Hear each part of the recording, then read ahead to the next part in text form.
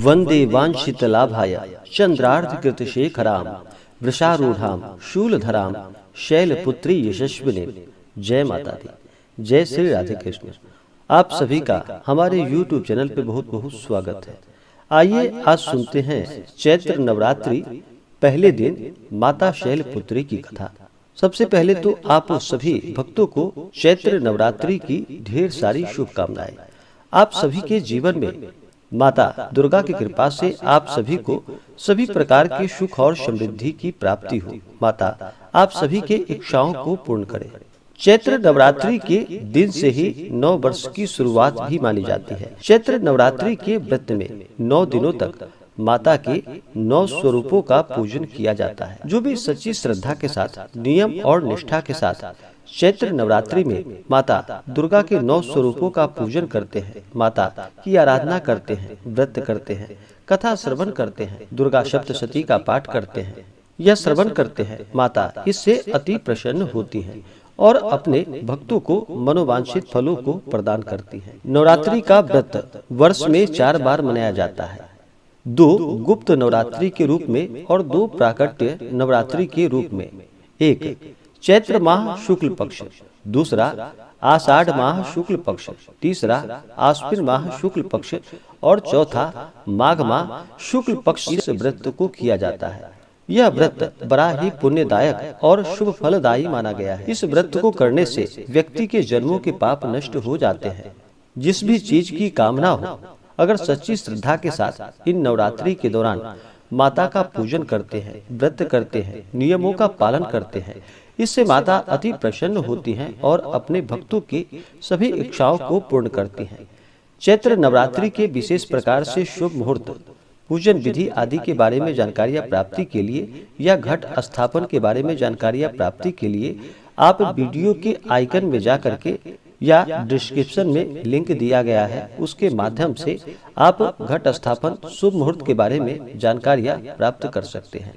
चैत्र नवरात्रि के दौरान कुछ बातों का ध्यान रखना चाहिए। किसी भी प्रकार के व्रत में, पूजन में नियमों का पालन करना चाहिए। नवरात्रि के दौरान किसी के ऊपर बिल्कुल भी क्रोध नहीं करनी चाहिए। नवरात्रि का व्रत स्त्री या पुरुष कोई भी कर सकता है। इस दौरान किसी के ऊपर क्रोध नहीं करनी चाहिए। अपने मन में किसी के प्रति ईर्ष्या या द्वेष का भाव नहीं लाना चाहिए।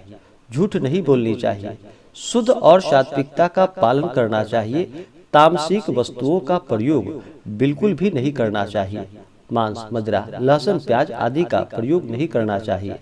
ब्रह्मचर्य का पालन करते हुए ही इस व्रत को करना चाहिए। इससे पुण्य फलों की प्राप्ति होती है। तो आइए सुनते हैं चैत्र नवरात्रि पहले दिन माता शैलपुत्री की कथा। तो बोलिए प्रेम से शैलपुत्री माता की जय। चैत्र नवरात्रि में पहले दिन माता शैलपुत्री का पूजन किया जाता है। माता शैलपुत्री जो कि वृषारूढ़ा है, वृषभ स्थिता, इन माता जी के दाहिने हाथ में त्रिशूल और बाएं हाथों में कमल पुष्प सुशोभित है। अपने पूर्व जन्म में ये प्रजापति दक्ष की कन्या के रूप में उत्पन्न हुई थी। तब इनका नाम सती था। इनका विवाह भगवान शंकर जी से हुआ था। कथा के अनुसार एक बार प्रजापति दक्ष ने एक बहुत बड़ा यज्ञ किया।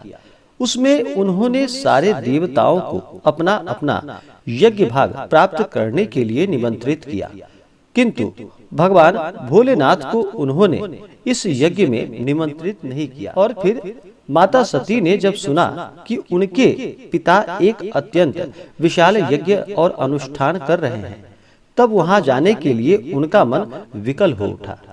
अपनी यह इच्छा उन्होंने भगवान भोलेनाथ से बताई।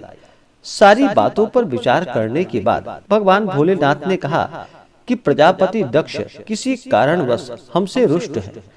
अपने यज्ञ में उन्होंने सारे देवताओं को निमंत्रित किया है। उनके यज्ञ भाग भी उन्हें समर्पित किए हैं, किंतु हमें जानबूझकर नहीं बुलाया गया है। कोई सूचना तक नहीं भेजी है। ऐसी स्थिति में तुम्हारा वहां पर जाना किसी भी प्रकार से श्रेयस्कर नहीं होगा। और फिर भगवान शंकर जी के इस उपदेश से माता सती को संतोष नहीं हुआ। पिता का यज्ञ देखने वहां जाकर माता और बहनों से मिलने की उनकी व्यग्रता किसी प्रकार भी कम न हो सकी। उनका प्रबल आग्रह देखकर भगवान भोलेनाथ ने उन्हें वहां जाने की अनुमति देनी पड़ गई। और फिर माता सती ने अपने पिता के घर पहुंचकर देखा कि कोई भी उनसे आदर और प्रेम के साथ बातचीत नहीं कर रहा है। सारे लोग मुंह फेर कर बैठे हैं। केवल उनकी माता ने स्नेह से उन्हें गले लगाया। बहनों की बातों में व्यंग और उपहास के भाव भरे हुए थे। परिजनों के इस व्यवहार से उनके मन को बहुत क्लेश पहुंचा। उन्होंने यह भी देखा कि वहां चतुर्दिक भगवान शंकर जी के प्रति तिरस्कार का भाव भरा हुआ है। दक्ष ने उनके प्रति कुछ अपमानजनक वचन भी कहे। यह सब देखकर माता सती का हृदय क्षोभ और ग्लानि से, क्रोध से संतप्त हो उठा। उन्होंने सोचा कि भगवान भोलेनाथ की बात न मानकर यहाँ आकर मैंने बहुत बड़ी गलती की। वे अपने पति भगवान भोलेनाथ के इस अपमान को सह ना सकी। उन्होंने अपने उस रूप को तत्क्षण ही वहीं योगाग्नि द्वारा जलाकर भस्म कर दिया। वज्रपात के समान इस दारुण दुखद घटना को सुनकर भगवान भोलेनाथ जी क्रुद्ध हो गए और अपने गणों को भेजकर दक्ष के उस यज्ञ को पूर्णतः विध्वंस करा दिया। माता सती ने योगाग्नि द्वारा अपने शरीर को भस्म कर अगले जन्म में शैलराज हिमालय की पुत्री के रूप में जन्म लिया। इस बार वे शैलपुत्री नाम से विख्यात हुई। माता पार्वती हेमवती भी उन्हीं के नाम है। उपनिषद की कथा के अनुसार इन्हीं ने हेमवती स्वरूप से देवताओं का गर्भभंजन किया था।